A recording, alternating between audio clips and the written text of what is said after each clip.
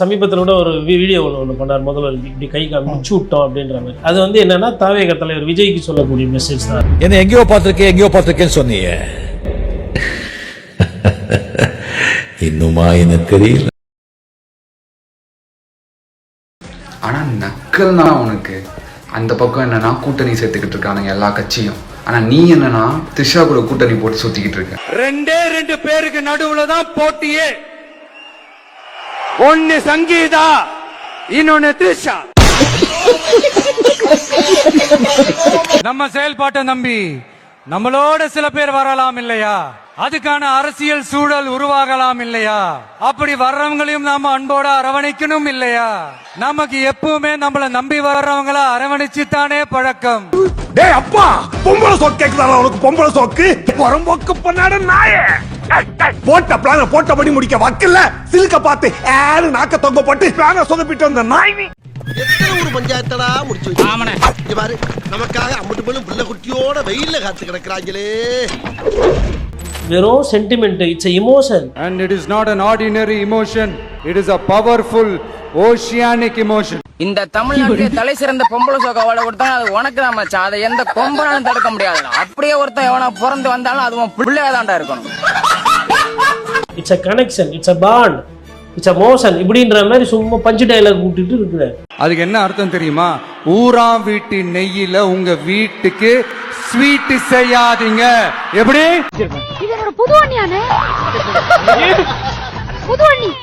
ஊராம் வீட்டு நெய்யில உங்க வீட்டுக்கு ஸ்வீட் செய்யாதீங்கன்னு அர்த்தம். நறுக்கி எறிஞ்சு புடுவேண்டி, நறுக்கி எறிஞ்சு புடுவேன். நேத்து பண்ணது என்ன? அது இமோஷனா? யாரும் விட்டு இமோஷன் அது? நீ சங்கம் வச்சிருக்க கூட பிரச்சனை இல்லடா, ஆனா கூட ஒண்ணு வச்சிருக்கிய. அவன் கிடைக்கிறான் பொடி பையன். நீ வாடி பீட்ரூட். அவருக்கு த்ரிஷா பிடிக்கும், த்ரிஷாவோட தான் டிராவல் பண்ணிட்டு இருக்காரு, த்ரிஷாவோட அட்வைஸ் படி தான் அவர் நடந்துட்டு இருக்காரு. வாடா ஏய் போடா ஏய் வாடா போடா டேய் நில்டா. த்ரிஷா சொல்ற ஒரு வார்த்தையை மீற மாட்டாரு. த்ரிஷா நாய்க்கு ஒண்ணுனா கூட துடிச்சு போடுவாரு. உங்களை ஒண்ணு கேட்கலாமா? இவகிட்ட அப்படி என்ன இருக்குன்னு சொல்லி என்ன விட்டுட்டா பின்னாடி சுத்திட்டு இருக்கீங்க. சும்மா ஒரு எலெக்ஷனுக்கு வந்த உறவு அப்படின்னு நினைச்சிடாதீங்க. இது இயற்கையாகவே அமைஞ்ச உறவு. என்னடா இப்படி பண்ணிட்டீங்க அப்படிங்கிற கேள்வி வர்றதே கிடையாது. நினைச்சண்டா அப்படிங்கிற ஒரு சாதாரண ஒரு மனநிலையில தான் கடந்து போறான். சொன்னா நம்ப மாட்டீங்க, அவனுக்கு 3 பொண்டாட்டி. உன்கிட்ட எத்தனை வாட்டி சொல்லிருக்கேன் நான் தான் ரைட்ல உட்காருவேன்னு. எப்ப பார்த்தாலும் அவளே ரைட்ல உட்கார வைக்கிற. அவளை முதல்ல இங்க உட்கார சொல்லு, நான் தான் அந்த பக்கம் உட்காருவேன். ஹார்ட் அந்த பக்கம் இருக்கு. லெஃப்ட்ல. தேர்தல் நேரத்துல ஒரு அரசியல் தலைவர் என்பவர் கொஞ்சம் நாகரிகமா நடக்கும். துபாயில குண்டு போட்டப்ப கூட பயமா இல்லடா, நீ போடுற குண்டு தானே பயமா இருக்கு. இவ தலைவி, நான் தலைவன். நாங்க தான் கட்சி தான். நாங்க இஷ்டம் இருக்கிறவங்க இருங்க, இல்லன்னா வெளியில போங்கடா நாய்ங்களா. துபாயில குண்டு போட்டப்ப கூட பயமா இல்லடா, நீ போடுற குண்டு தானே பயமா இருக்கு. நீ பண்ணு தப்புனா எலெக்ஷன் முடிஞ்ச வச்சு கொஞ்சம் கம்முன்னு இருக்கலாம். இப்போ துபாய் மேட்டரை விட்டாங்க, இப்போ ஓ ரீல்ஸா அனுப்பி வைக்கிறாங்கண்ணா.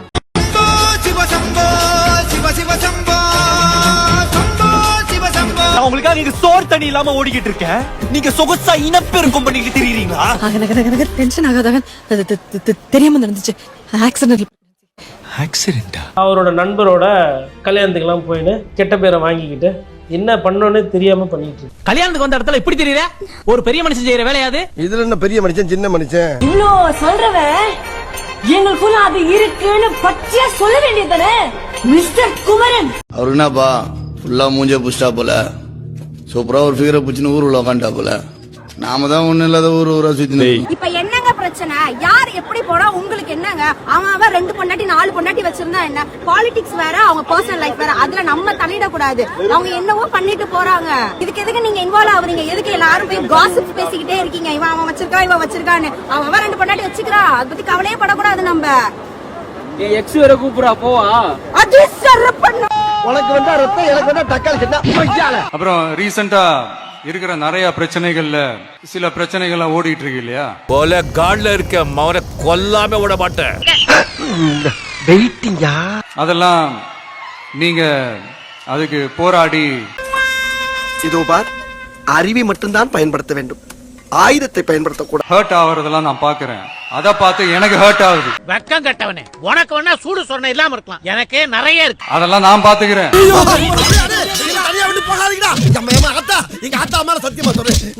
நாமளும் நீங்களும் சேர்ந்து மக்களோட பிரச்சனைகளை மட்டும் பார்ப்போம். ஆணியா புடுங்க வேணாம். சரிங்களா? என்னது ஒரு பேச்சுக்கு சொன்னா உடனே நல்ல செருப்பா பிக்கிறாங்க. கட்டின பொண்டாட்டிக்கு துரோகம் பண்ணிட்டு இன்னொருத்தி கூட படுத்து இருந்துருந்தான். இதுக்கும் கேவலமா முட்டு கொடுத்து நீ ஸ்டாண்ட் வித் யூ நான் சப்போர்ட்டிங் தான் சொல்றீங்களே. சோத்த திங்கிறீங்களா? சோத்த விட்டு வேற ஏதாவது திங்கிறீங்களா? சோத்துக்கு பீய திங்கிற நாய்களா? அவ்வளவு ஹர்ட் ஆகுதுங்க. அதெல்லாம் வருத்தலாம் கிடையாது.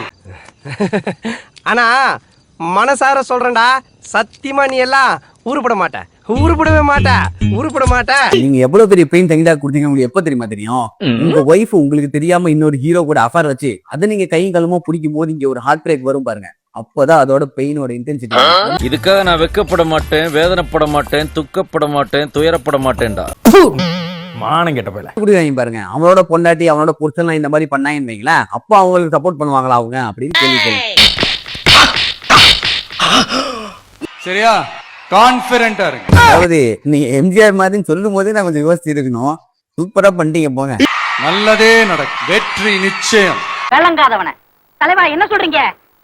ஒரு மலை கயிறு கொடுக்குறேன் தொங்குங்கிறேன். 40 நாள்ல தேர்தல், 40 நாள்ல தேர்தல் இருக்கும்போது இந்த மாதிரி ஒரு விஷயம் வந்து கலப்பி விடுறாங்க பிரச்சனைன்னு சொல்லிட்டு நீங்க சொல்றீங்க. அப்படி இருக்கும்போது நீங்களே இன்னைக்கு தீனி போட்டீங்களா அந்த பிரச்சனையை? இதுக்கு மேல உயிர் வாழக்கூடாதுன்னு ஃபேன்ல தூக்க மாட்டீங்களான்னு போயிட்டான். அப்புறம் என்ன? வீட்டுல டேபிள் ஃபேன் தான் இருக்கு, அதுல எப்படி தூக்கு போட்டுக்க முடியும்? கேக்குறாரு கேள்வி. இவ்வளவு பஞ்சாயத்து நடந்தாலும் என்னன்னா நான் இப்படிதான் இருப்பேன், உங்களால என்ன பண்ண முடியுமோ பண்ணிக்கோங்க அப்படின்னு ஒரு செய்தியை கட்சிக்காரங்களுக்கு சொல்ல பொதுமக்களுக்கு சொல்றேன். பத்மாவதி பேர்ல டபுள் ஃப்ளோர் ரெஜிஸ்டர் ஆயிடுச்சா? டைல்ஸ் போடுறாங்களே, டைல்ஸ் குளு குளு குளு குளுன்னு வீடு ஃபுல்லா ஏசியாம.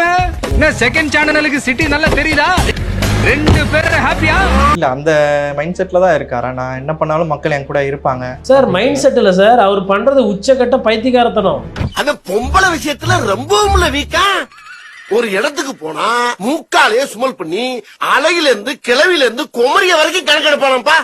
ஒரு மரத்துக்கு சேலை கட்டினா கூட அந்த மரத்தை அப்படியே தூரோடு வெட்டி கொண்டு போயிருவாங்க. டிவிக்கு ஆட்சிக்கு வந்தா ஆண்களுக்கு திரிஷாணி தான் முதல்வர், பெண்களுக்கு விஜயனா தான் முதல்வர். இத திரிஷாணி பிறந்த நாள் அன்னைக்கு தேர்தல் வாக்குறுதியா அண்ணா அறிவிப்பார். ஒன்னு சொல்லிக்கிறேன், நீங்க தெரியாமலாம் பண்ணல, நீங்க தெரிஞ்சுதான் பண்றீங்க. பயங்கரமா நல்லா தான் இருக்கீங்க. வாழ்த்துக்கள். நான் எல்லா உண்மையும் தெரியும், தெரிஞ்ச எல்லாத்தையும் பேசினதுக்கு அப்புறம் முதல்ல வீட்டுல இருந்து வெளியே வரணும். திரிஷா விட்டு இருந்து முதல்ல வெளியே வந்தா தான். இப்படி எல்லாம் பேசாதீங்க, நாங்களாம் நல்ல குடும்பத்துல பிறந்தோம். நான் பத்மா டப்பா புள்ளியும் கூட எல்லாம் படம் பாக்குறியாமா? நான் யார் கூட படம் பார்த்தா உனக்குண்ணா? எங்க கூடயும் படம் பாக்குறது, பெரிய பெரிய படம் எல்லாம் காட்டுறோம். இது அதாவது குடும்பத்தோட நல்ல உறவு வைக்கணும், நல்ல தலைவர்கள் வழி நடத்தின இயக்கத்தை நல்ல முறையில சொல்லணும். முதல்ல இதுல இருந்து வெளிவரணும். முதல்ல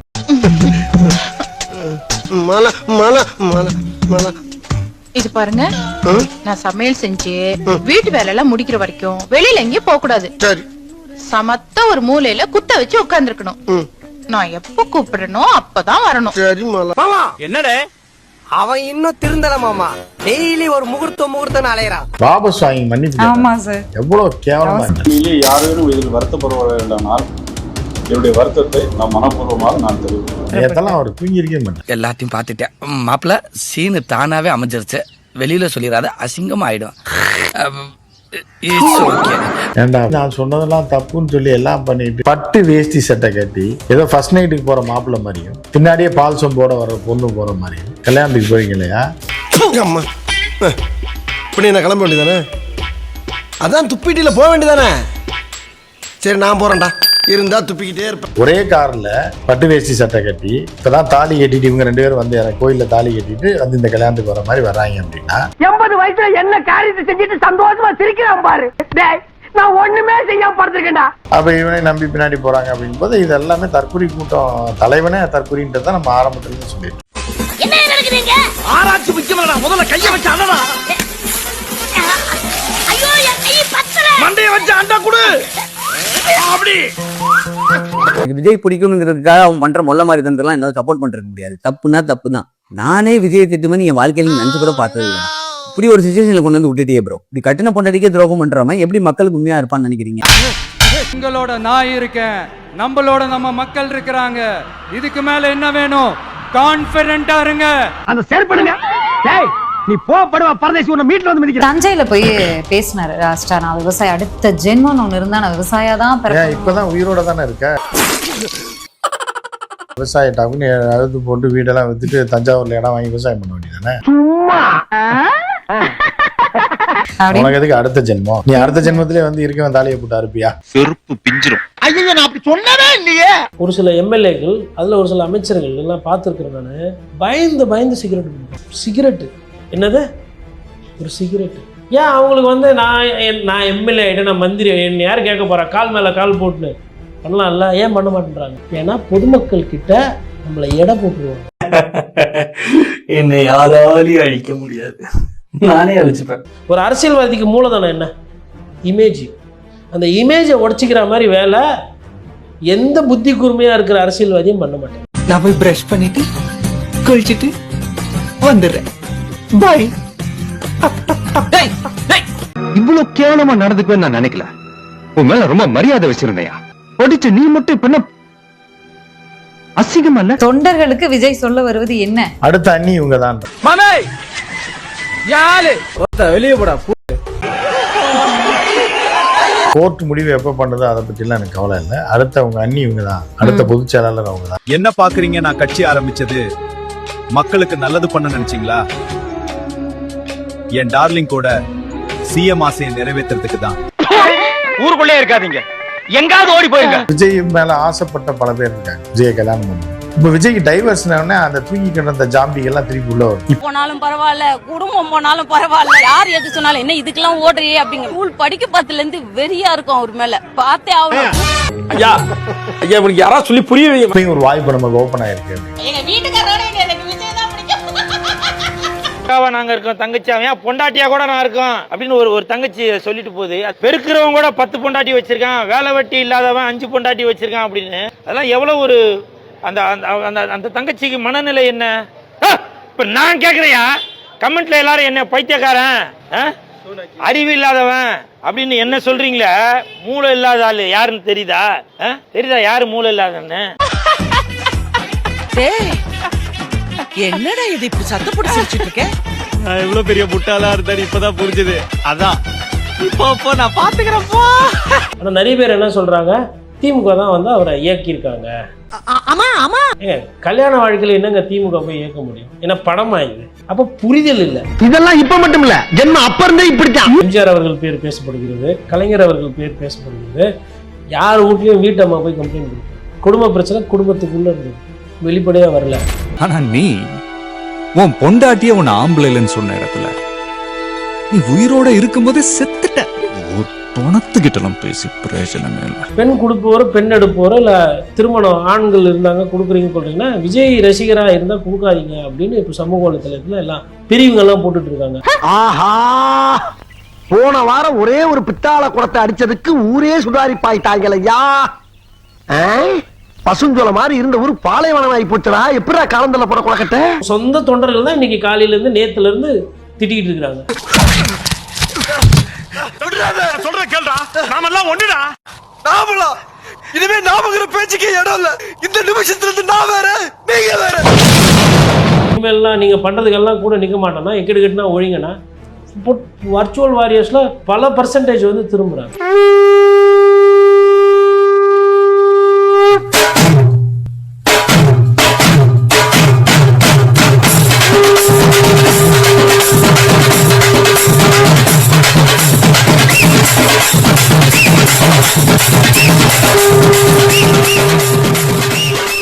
சோலி முடிச்சு. தற்கொலைசே இப்ப கொஞ்ச நாளா எல்லா பிளாட்ஃபார்ம்லயும், எல்லா சோசியல் மீடியா பிளாட்ஃபார்ம்லயும் நம்மள போட்டு அடி நடிக்கிறாங்க. தற்கொலைசு என்ன ஆச்சுன்னே தெரியல. தற்கொலைசு எதுக்கு? தற்கொலைசு முன்ன மாதிரி யாருமே எனக்கு சப்போர்ட் பண்ண மாட்டேறீங்க. தற்கொலைசு உங்களுக்காக தானே தற்கொலைசு என்னோட கெரியரின் உச்சத்தை விட்டுட்டு வந்தேன்.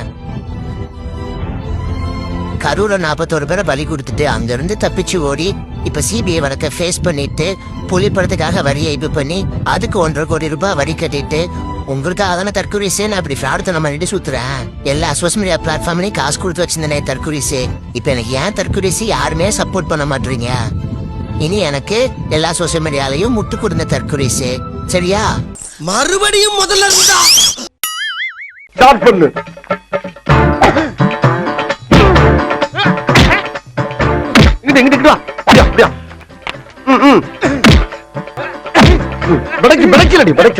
மண்டையில மட்டும் அடிச்சிடாத குலக்கேசல் உள்ள போயிருவேன். சரியா உங்க வீட்டு பிள்ளையா நினைச்சு எல்லாரும் என்னை மன்னிச்சிருக்க.